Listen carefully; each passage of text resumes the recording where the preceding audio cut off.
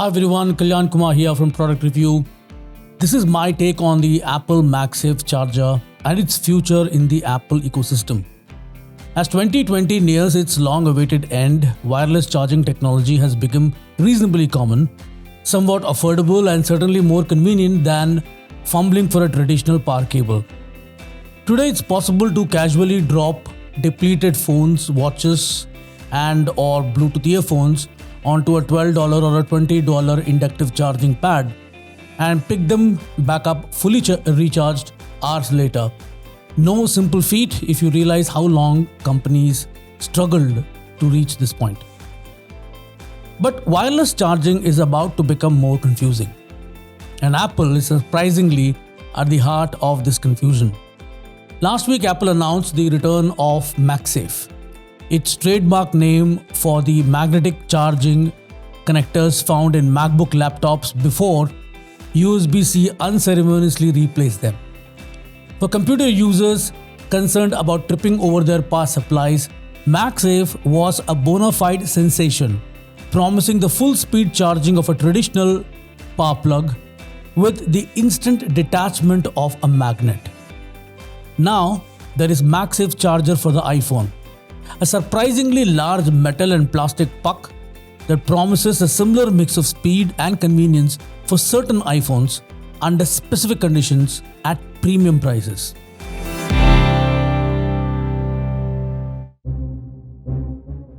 My informed belief is that the MagSafe late 2020 release has set the stage for iPhones to move away from traditional connectors in 2021. A move that rivals will likely mock before following suit in subsequent years. Consequently, smartphone users will soon care less about fidgeting with cables than finding charging plates. But the transition to fully wireless charging won't necessarily be smooth for any company, least of all Apple. And here is why.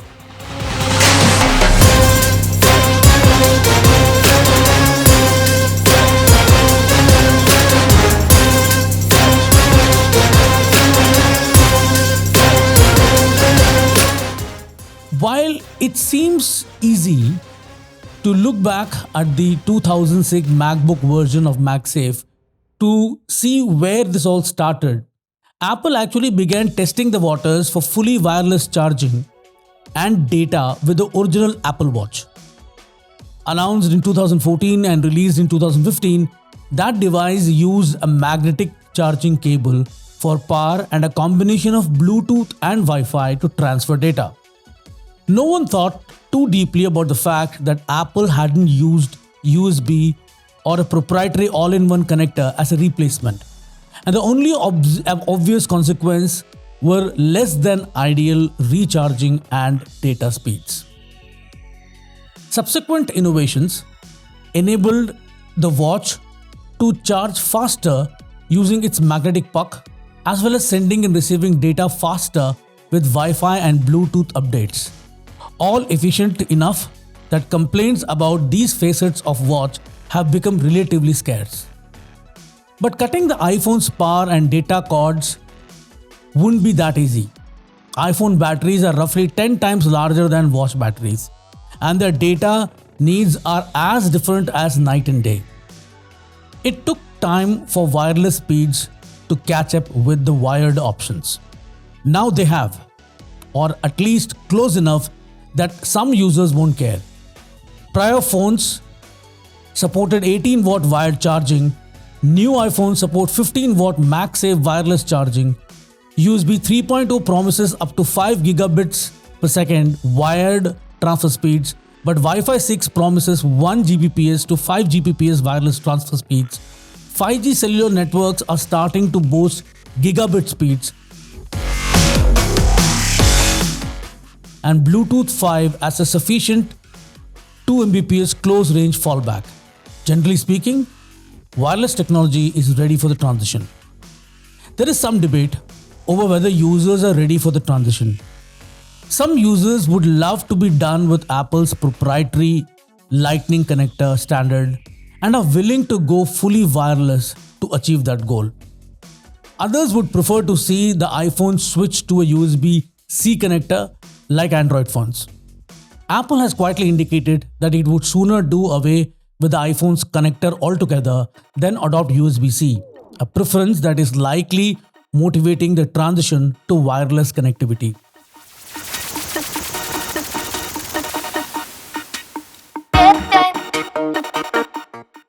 Unlike the Apple Watch magnetic charging cable, which is 1 meter long with a roughly 1 inch diameter magnetic puck at one end, the iPhone's MagSafe charger includes a meter of cable and a magnetic puck with a diameter greater than 2 inches. In person, the difference is striking. Without diving deeply into how bad the MagSafe magnetic attachment circle looks on iPhone cases, or how the puck requires manual detachment rather than remaining on a surface when the iPhone is picked up, I note that I've seen complaints about both points on social media. I suspect these issues will eventually be resolved by second generation MagSafe accessories, but for now, the design choices are more than a little awkward. While Apple Watches can recharge with Apple's ultra common 5-watt USB power adapters, items that were until recently included with iPhones and watches alike, the MagSafe charger requires a new 20-watt USB-C wall adapter. It won't work at full speed with the USB-C ports on most computers, but it's notably able to draw 3 amps of power from the latest MacBooks and perhaps other Macs as well, and 3 amps means about 15 watts assuming a 5-volt port. Most users will want to use wall adapters though, and neither the Apple's $19 Power Cube nor the $39 MagSafe puck is bundled with iPhones. You can save a few bucks and some physical space with Aukey's impressive new Omnia Mini, which delivers the same 20-watt USB-C output as Apple's adapter in a much smaller form factor. Again, this video is not sponsored. I've been tossing around numbers like 15 watt, 18 watt and 20 watt because that's how Apple and others measure charging power. But what does that actually mean? To make a long story short, the higher the number, the faster a charging can at peak refuel a battery. Though charging systems generally spend some portion of the time charging at peak before slowing down to avoid damaging batteries. Since battery sizes differ from device to device, the easiest shorthand is to offer a 0 to 100% recharging time estimates in hours, and note that 2-hour recharging is typical, not cutting edge, for today's wired charging systems. There used to be a big gulf between the iPhone's wireless and wired charging speeds. Roughly the difference between recharging in 4 hours versus 2 hours. That has largely evaporated with the iPhone 12 family. Starting with the 2017 iPhone 8 and iPhone 10, Apple began supporting both 5-watt Qi wireless charging and a proprietary 7.5 watt made for iPhone wireless variant that could only be accessed using Apple authorized accessories. Even so, wireless recharges could take over 4 hours depending on the model. So when I say iPhone 12 now supports 15 watt wireless charging, that means some models will charge in around 2 hours using MagSafe comparable to wired speeds. Achieving that speed will require an iPhone 12, a 20 watt wall adapter and a MagSafe puck. Magnets inside the puck and the phone will precisely align their charging coils, a physical trick older iPhones can't perform. Technically, MagSafe is backward compatible with iPhones as old as the aforementioned 8 and 10. Apple's online store even promotes this. But the puck's magnets don't attach firmly to these phones, and resulting that these have charging speeds which are no better than normal Qi charging. In my testing of an iPhone 11 Pro with MagSafe, going from 30 to 100%, it took nearly 4 hours. The same sluggish pace one would expect from non-MagSafe chargers.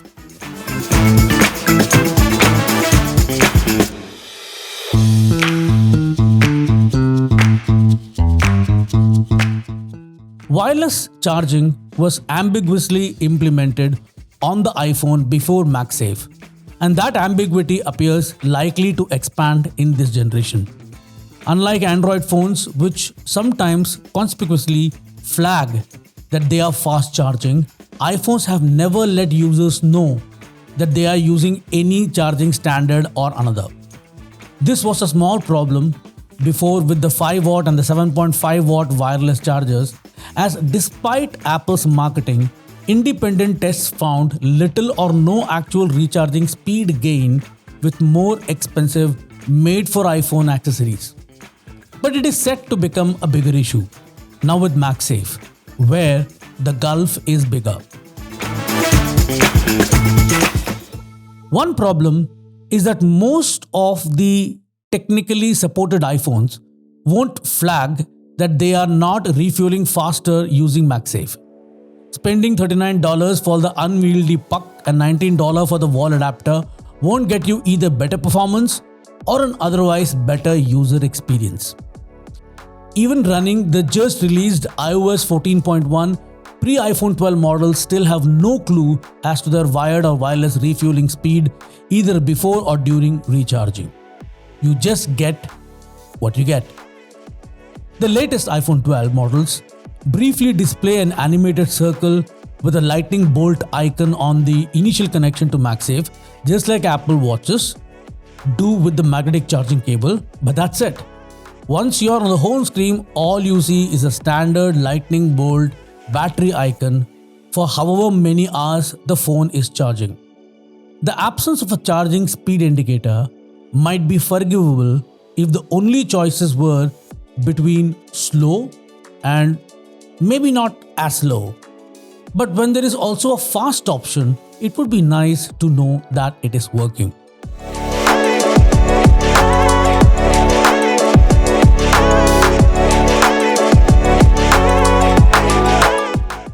Another challenge for MagSafe will be finding its proper place on horizontal and vertical surfaces. Apple anticipated early on that some users wouldn't want to leave their gold or steel Apple Watches sitting on nightstands or desks in case they get scratches, and so created magnetic charging docks that held the timepieces upright while charging.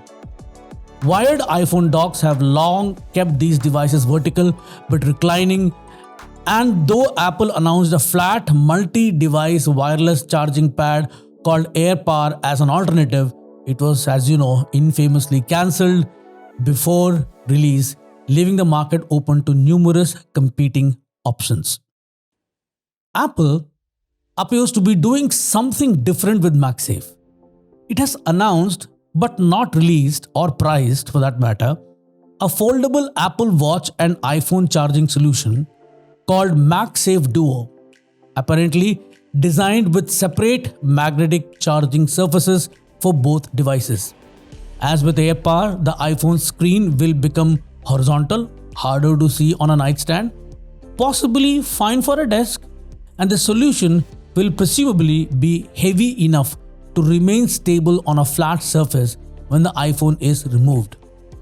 This will remedy the recently voiced concern about MagSafe's puck requiring manual detachment every time someone grabs the device. But I suspect Apple will try to charge at least $120 for MagSafe Duo, if not more.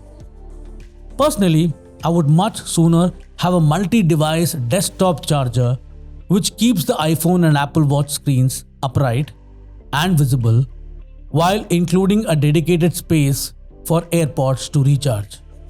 I've been using this accessory for the last 6 months or so, and it strikes me as a much more practical solution than Apple's, even if charging isn't as fast as with MagSafe.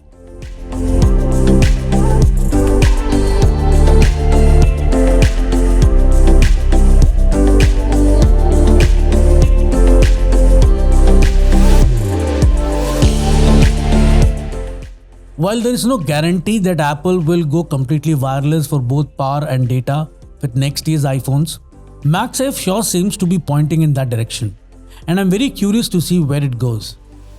I'm not convinced that Apple's $39 MagSafe charger is a worthwhile investment, and I feel many may wind up returning it. My current wireless charging solution works well enough under most circumstances, and it doesn't require spending $49 on a plastic Apple case or additional dollars on special wall adapters. That said, given the longevity of the Apple Watch magnetic charging cable and the iPhone's prior Lightning connector, it seems unlikely that Apple will rush out a smaller or better iPhone magnetic charging solution in the near future. So buying into the MagSafe ecosystem now may eventually pay off. It may not be perfect, and the iPhone software could certainly be updated to make it better, but MagSafe is now officially here.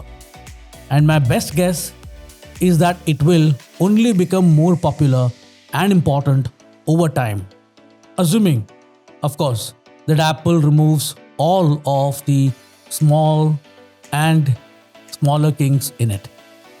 So that's it from me on this one.